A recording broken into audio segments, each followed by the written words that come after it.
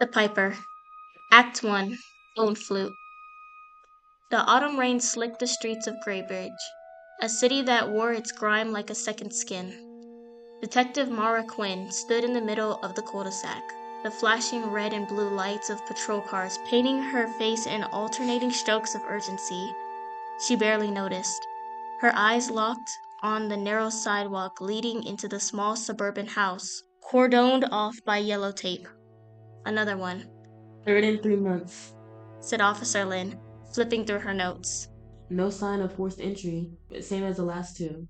Parents put the kids to bed, wake up, empty rooms. Quinn didn't answer immediately.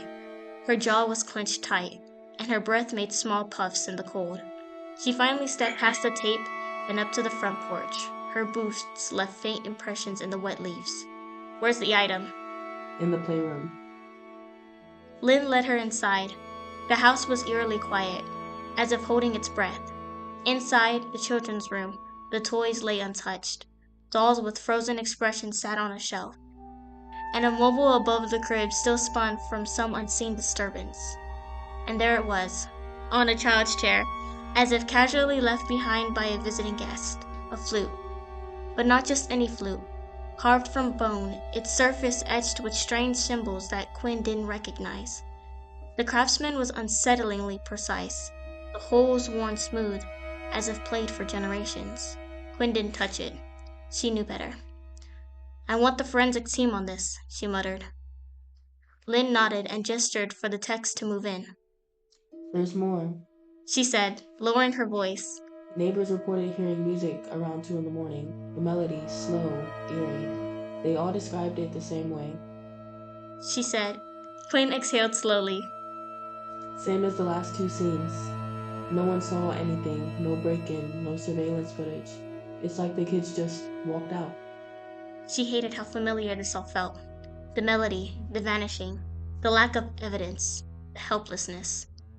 Her mind flashed back to a night 20 years ago. Her sister, Lily, 5 years old, had vanished from their small apartment while she was supposed to be watching her. Her parents never forgave her. She never forgave herself. The door had been locked. No sign of forced entry, no sound, only silence and an open window. She shook the memory off like rainwater. Media's calling him the Piper now, Lynn added quietly. Of course they are, Quinn said bitterly. They love a headline. She walked back outside, the sky now darkening, thunder rumbling low in the clouds, a city waiting to swallow another secret. Back in her car, she opened a thin case tucked beneath the passenger seat. Inside were old files, photos, notes, newspaper clippings about her sister's disappearance, and something she hadn't told anyone, a sketch of a flute, almost identical to the one at the scene, drawn by her, from a dream she had the night Lily vanished. Act 2, Echoes of the Forgotten. Mara Quinn couldn't sleep. The sketch of the bone flute stared back at her from the passenger seat as the rain tapped the windshield like ghostly fingers. It was an almost perfect match to the one found in the playroom. Same length, same crooked angle on the mouthpiece, same strange markings, but she had drawn it 22 years ago. After her sister Lily vanished without a trace, it was just a dream then, but now it was real. The next morning, she sat alone in the cold light of Graybridge PD's record basement, trawling through case files from the 2 earlier disappearances. Same MO each time, no signs of struggle, no forced entry, no video surveillance, just children missing from locked homes, and that same bone flute. Always placed carefully like an offering. Her instinct screamed that the flute wasn't just symbolic, it was a message. Her hunch paid off when she pulled the birth records for the 3 missing children. All 3 had been in the foster system, even if only briefly. That wasn't a coincidence. Digging deeper, Mara traced all 3 back to a single institution, St. Mercia's Home for Children, a shuttered orphanage with a redacted file history, supposedly closed in the early 90s after an internal investigation. The same orphanage her and her sister had passed through briefly years ago before being returned to their family. She stared at the words in the file, closed, record sealed. Someone wanted that place forgotten. Her next stop was a nursing facility in the industrial quarter home to Arnold Previn, a retired social worker who'd once handled children placement at St. Mercia's. At first, he refused to speak, but when she showed him the photo of the flute, his eyes widened in fear. They played music in that place, he whispered. Said it was therapy, said it helped the children sleep, but some kids didn't wake up the same. Or at all. Quinn leaned forward. What kind of music? Lullabies, he said, trembling. Not normal ones, composed from them, designed to do something to their minds. They brought in someone from the university, someone who believed someone could rewire trauma. He gave her a name, Dr. Cal Wren, a former musicologist turned recluse. Wren lived off-grid in a rotting farmhouse outside Graybridge, surrounded by towers of cassette reels and dust-covered manuscripts. When Quinn played him the disordered cell phone recording of the melody heard before the most recent disappearance, his face drained of color. This shouldn't exist, he murmured. These sequences, they were proprietary, designed from neurological entrainment. They were never meant for public use. You wrote them? No, I just analyzed them. But someone's reconstructed the patterns, the frequencies, the cadence, they're weaponizing them. He showed her one of the original therapy tapes labeled Session 7B Auditory Guidance. The melody was nearly identical, a ghost of the tune heard by the neighbors at all 3 crime scenes. But why take the children? Quinn asked. Wren hesitated. They are the only ones who can still hear it. Back at the headquarters, Mara tried to escalate the case. Her request to unseal St. Mercia's files was denied, again. Her captain pulled her off the investigation for her own well-being. Lynn stopped answering her calls. That night, she came home to find her apartment door ajar. Nothing was missing except the file on Lily, and in its place, lying neatly on her pillow, was a bone flute. This one's had her initials carved into the base. She sank to the floor, breathing shallow, throat tight, with fear and fury. This wasn't a game. It wasn't random. The Piper knew who she was. And maybe she thought he always had. As the storm howled outside, Mara listened to the wind, half expecting the melody to rise out of the dark. She didn't hear it this time, but she could feel it. He was coming. Not just for more children. This time, he was coming for her. Act 3. The Piper's Master. The video arrived in a plain envelope, no return address. Detective Mara Quinn started the mini DVD cassette lying on her desk, no markings. Just a faint scent of sandalwood and something else, metallic, almost like dried blood. She hadn't seen the tape like this in years. Officer Linda refused to touch it. Forensics found no fingerprints. She played it alone in the interrogation room, lights off, door locked. The screen flickered to life with static. Then it cleared to reveal a dimly lit stage. A child's xylophone sat at the center, beneath a single swinging light bulb. Wind chimes echoed in the background, wrong sounding, just slightly dissonant, like lullabies corrupted by static. Then a man stepped into view, slim, graceful, masked. He wore a tailcoat and an expressionless porcelain mask painted like a cracked smile. In his gloved hand, he had a flute. Not the crude bone one left behind at the crime scenes, but sleek, gleaming, instrument carved from ivory. He bowed. Then he played. The melody was unmistakable, the same one that haunted the crime scenes, their dreams, and the dusty tape from St. Marcia's archives. This version was slower, richer, and agonizingly familiar. Then he spoke, not to the camera, to her. I remember your sister's voice, clear, innocent, screaming in the harmony with the others before they vanished into silence. She was gifted, Mara, like me, like us. Don't you know what they did to us? What they tried to create? He stopped. He stepped closer, the mask filling the frame. They wanted to build a symphony no child can ignore. A sound so perfect it would override pain, memory, even fear. But they broke us. They took our voices, some taking theirs. The tape ended in silence. Mara didn't move for a long time. Gabriel ran, a name she hadn't heard in over a decade, a former child prodigy, violinist, orphan at 7, one of the first children ever to live at St. Marcia's. He vanished after the orphanage shut down. Rumors swirled about a mental break, an arson investigation, even suicide. Never confirmed. But now she knew. He had survived. He had turned the music into something far darker than the creators had imagined. She found his name buried in a sealed court document, one from the last experiment of the auditory cognition enrichment program, mentioning that he had begun to hear music even when it wasn't playing. A child driven mad by sound, perhaps transformed by it. Friends' campaign escalated quickly. A second video surfaced online, this time a performance. A darkened auditorium, dozens of children-sized mannequins seated in the audience. Brent played a melody slower, arching with sorrow. He whispered between moments. They called us broken, but we remember the notes, the harmony, the pain hitting in scales and lullabies. Names appeared on a projector.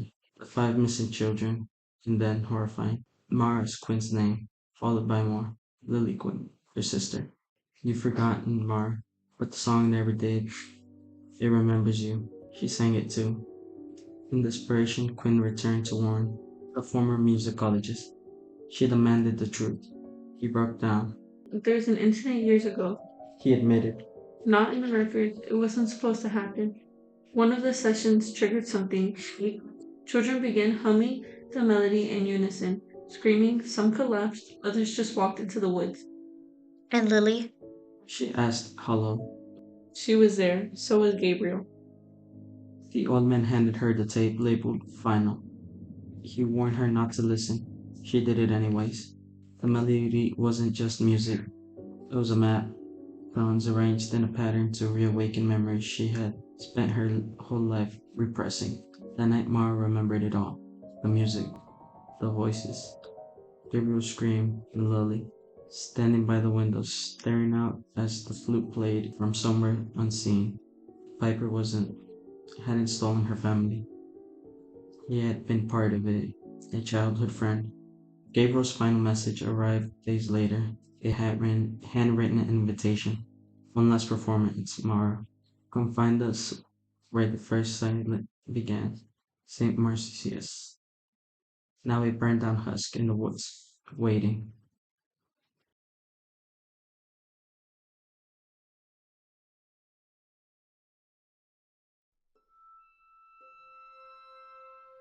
Act 4. The Descent. The city of Greybridge buzzed with anticipation. The Harbor Light Festival, a century-old tradition, was only days away. A city-wide celebration of culture, light, and sound. Fireworks, live performances, orchestras, choirs, speakers mounted on every block, music on every corner.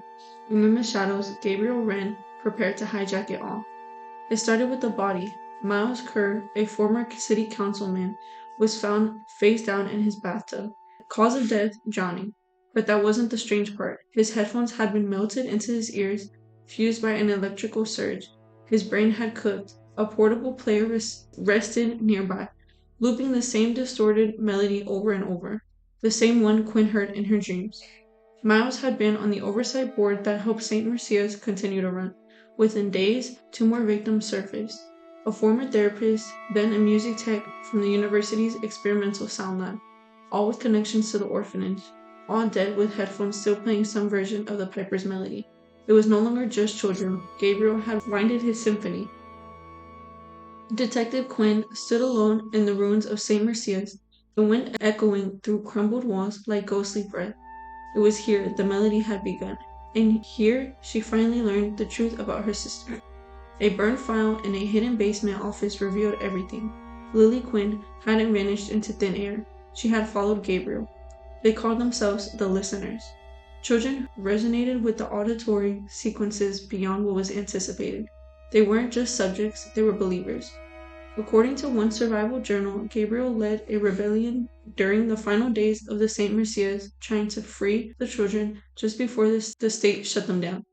The escape failed. A fire consumed the west wing. Several children died, including Lily, but not before she played the melody one last time.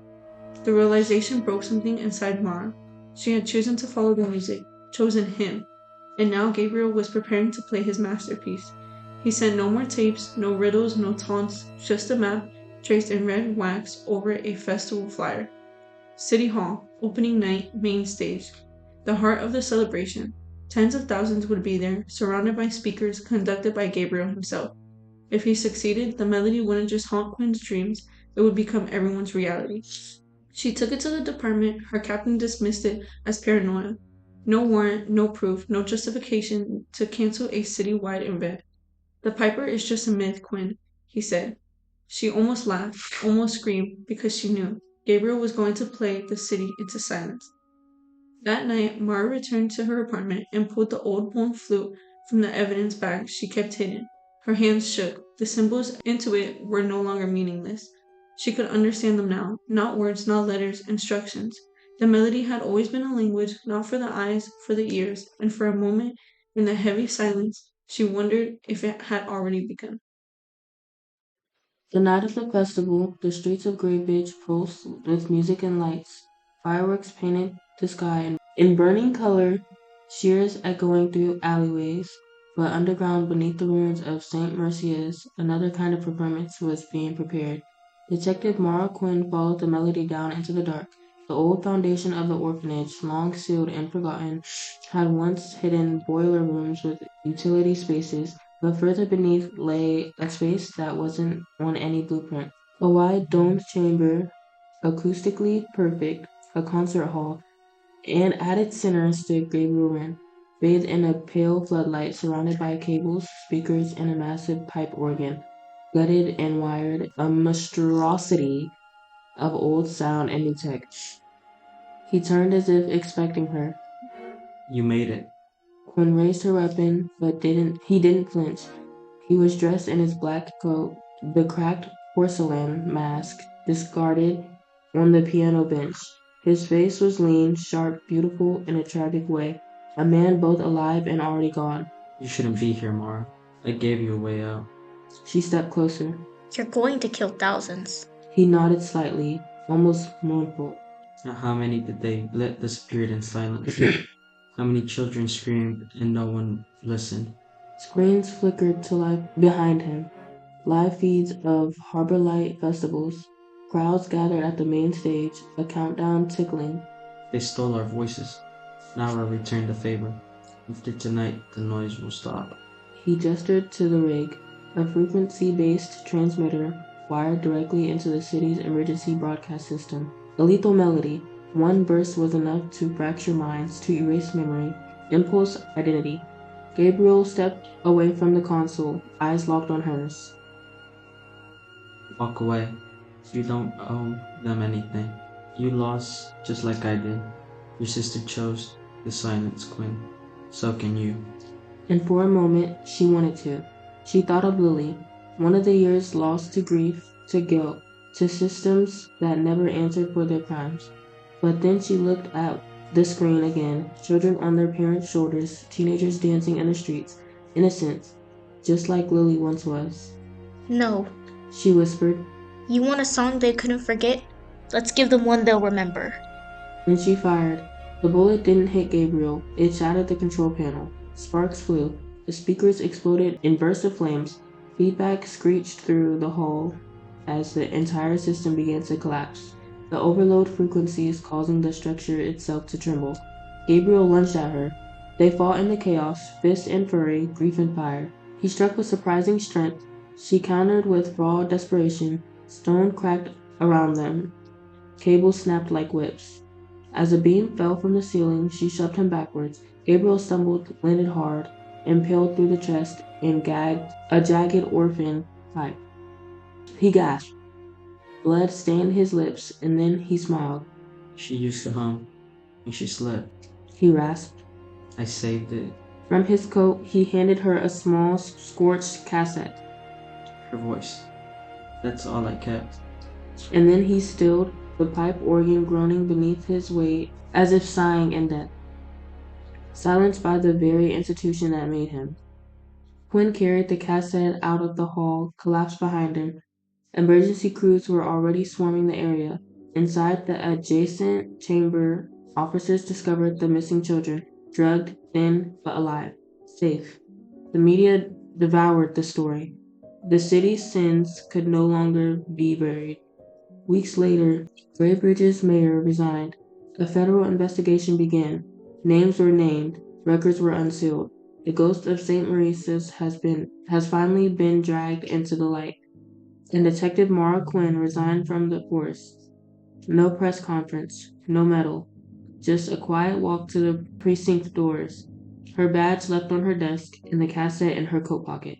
That night, in her empty apartment, Quinn sat by the window and pressed play. The static cleared, and then Lily's voice, soft and clear, singing an old lullaby, one Mara hadn't heard since childhood. Not distorted, not confused, pure. Tears fell freely as the song played to its end. She finally let herself grieve.